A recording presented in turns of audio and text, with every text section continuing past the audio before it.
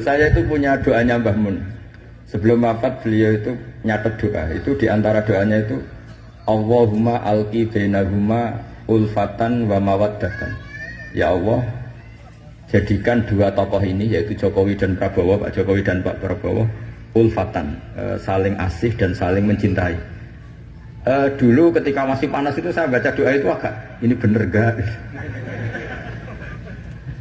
Saya Jumat sebelum Yai Haji itu masih ketemu Jumat. Beliau cerita kalau mau ketemu Megawati, terus ketemu Bu Mega di Sabtu. Ahad beliau terbang ke Mekah, terus Selasanya wafat. Selasa keberapa itu hanya hari Selasa. Itu diantara doa yang dititipkan sama anak dalam itu, doa itu. Yang baca juga agak-agak ini yang bener aja doa ini.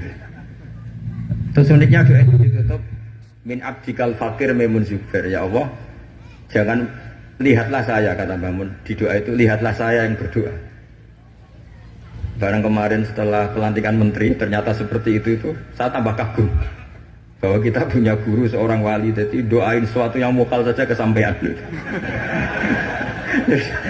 Doain yang mukal saja sampai teks itu sekarang masih saya simpan, tulisan tangannya Mbah Mun itu dulu diberikan anak dalam.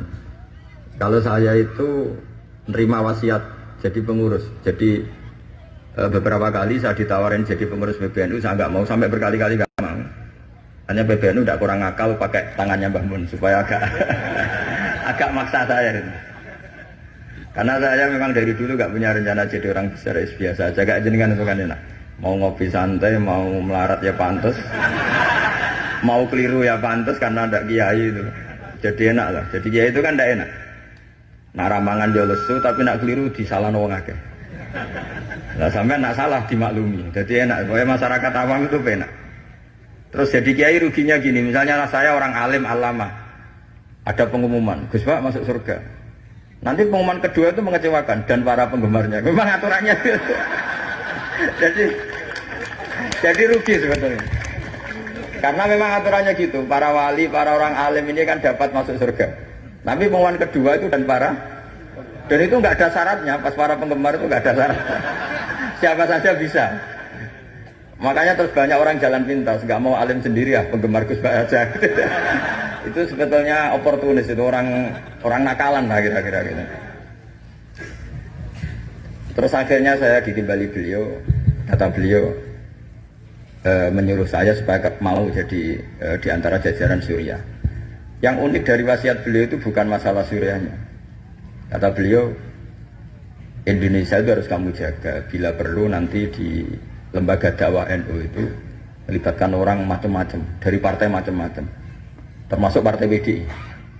Terus ketika tak tanya kenapa ya, sing iso jogo Indonesia itu nasionalis dan religius.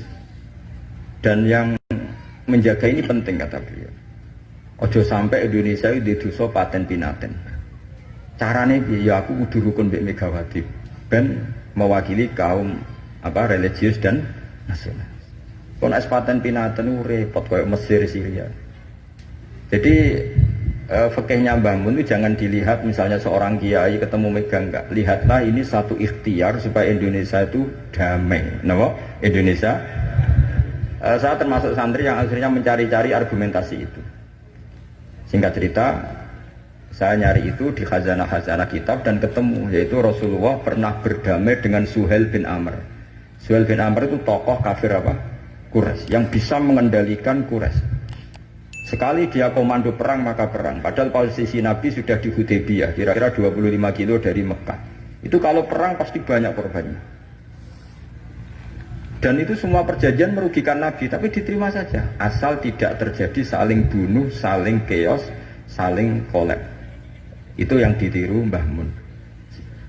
Tapi sekarang orang enggak, kadang pakai hitam putih. Pokoknya saya putih pasti benar, ini hitam pasti salah. Yang dilupakan adalah kalau betul orang lain itu hitam, ini pun tanggung jawab kita, karena ini juga umatnya Rasulullah Shallallahu Alaihi Wasallam. Sekarang ketika kamu melihat orang salah, itu jika itu bagian dari keluarga kamu, inginnya memberi sanksi apa membenahi? Membenahi. Makanya dalam sebuah kitab yang diceritakan Sarah Hikam, kitab paling terkenal di kalangan pesantren, kitab Hikam. Dan cerita itu benar menurut saya. Ini cerita yang versi kitab Hikam. Nabi Ibrahim diterbangkan ke alam malakut, terus melihat para pezina. Allah tanya, menurut kamu diapakan? Bunuh saja ya Allah, mereka makan rezeki engkau tapi tidak mengindahkan aturan kau, mereka pezina. Sama Allah diturutin. Terus dilihat lagi para pemabuk. Menurut kamu gimana, bunuh saja, mereka itu hamba engkau, makan dari rezeki engkau tapi tidak mengindahkan perintah engkau. Sampai sekian bentuk maksiat, Ibrahim usulnya bunuh saja, habisi saja. Lama-lama suatu saat, ini cerita yang di Sarah Hikam, Ibrahim disuruh nyembelih Ismail. Yang terkenal dalam riwayat memang yang disembelih itu siapa? Ismail. Meskipun ada perdebatan ulama, apa Ismail, apa Ishak, tapi kita milih yang Ismail saja lah. Umumnya orang meyakini itu siapa? Ismail. Nabi Ibrahim itu kagetnya bukan main, ngepek. Ya Allah, yang benar saja, ini samratu fuadi, ini buah hati saya, kenapa engkau suruh membunuh? Jawabannya Allah, Ibrahim, kamu ingat gak ketika kamu melihat orang-orang maksiat usul ke saya supaya dibunuh ya Allah. Kata Allah, aku itu ya gelo, itu sing gawe aku enak wae usul kon mutan-maten. Kon saiki anakmu sing gawe aku. Takon mateni ki keberatan. Mewangis Nabi Ibrahim. Ini pelajaran bagi kita. Kowe nek ora misale nyuwun sewu cah wedok nganggo sepeda motor luwanan wis buwanter. Anake sapa luput suwuk. Tapi nek dielingno, oh niku ponakane jenengan. Mesti gitu. Sebetulnya keantian kita pada maksiat itu bukan karena maksiat. Plus orang itu tidak keluarga kita. Gayanya saja kamu tegas, sebetulnya enggak juga. Gitu. Jadi ini pelajaran bagi kita. Coba misalnya gini, ada orang salah koruptor. Kamu mesti benci sama koruptor. Coba bayangkan kali itu anak kamu. Mesti dungo ya wong mugi-mugi boten konangan. Nah, sama. Ini masalah Rasulullah. Rasulullah itu melihat semua umatnya adalah anaknya. Sing lagi abangan, sing lagi setengah abangan, sing hitam, semuanya adalah Maka kalau ini semua umatnya melihat orang abangan, ya pikirannya itu memandu mereka tobat, bukan malah dianggap kafir.